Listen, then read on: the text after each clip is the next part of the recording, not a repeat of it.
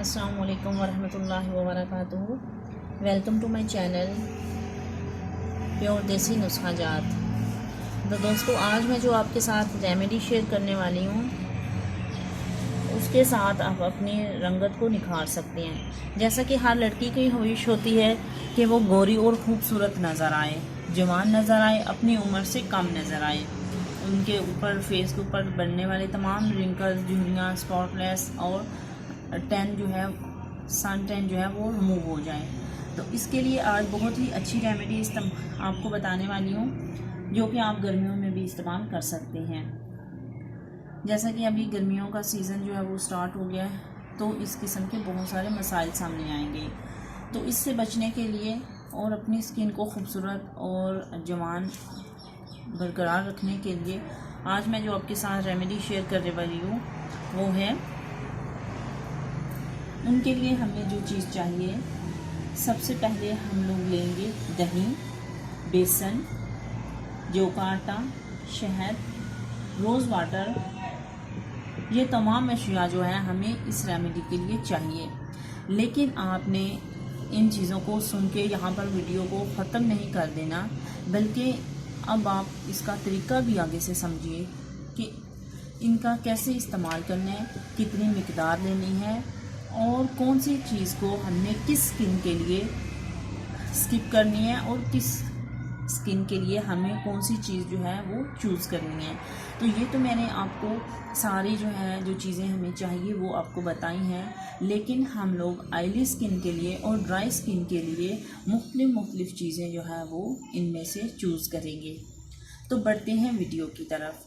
अगर आपको मेरी वीडियो अच्छी लगी तो प्लीज़ मेरे चैनल को सब्सक्राइब कीजिएगा, वीडियो को शेयर कीजिएगा और मेरी वीडियो को लाइक करना ना भूलिएगा।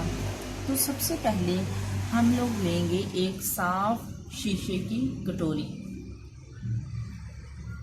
उसके अंदर हम लोग 1 चम्मच दही जो है वो लेंगे। दही आपको पता है कि हमारी स्किन को निखारने में बहुत मदद देती है, हमारे रंगत को गोरा और खूबसूरत बनाती है, स्किन को दूधिया सफ़ेद बनाने में बहुत ही मददगार साबित है। तो इसकी 1 चम्मच हम लोग दही जो है 1 चम्मच लेंगे। ठीक हो गया। नंबर 2 पे हमें जो चीज़ चाहिए वो है बेसन।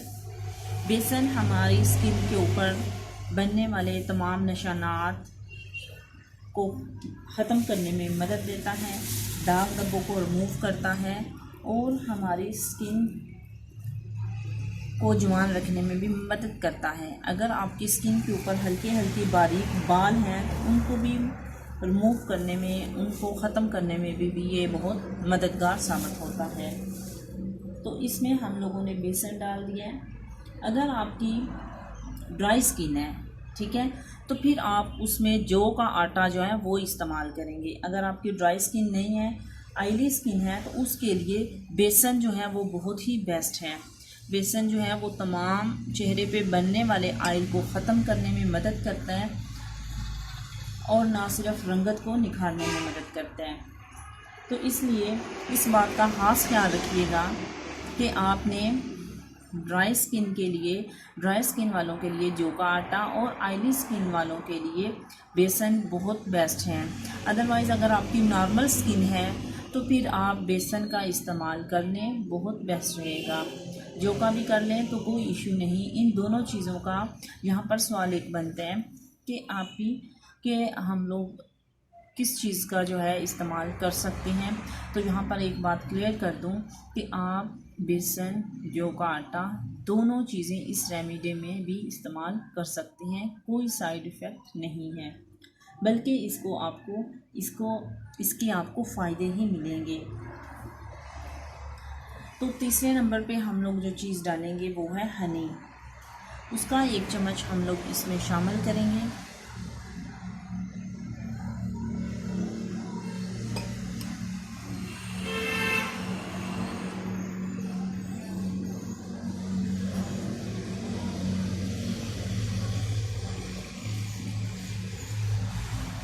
लास्ट में हम लोग जो चीज़ डालने वाले हैं वो है रोज़ वाटर।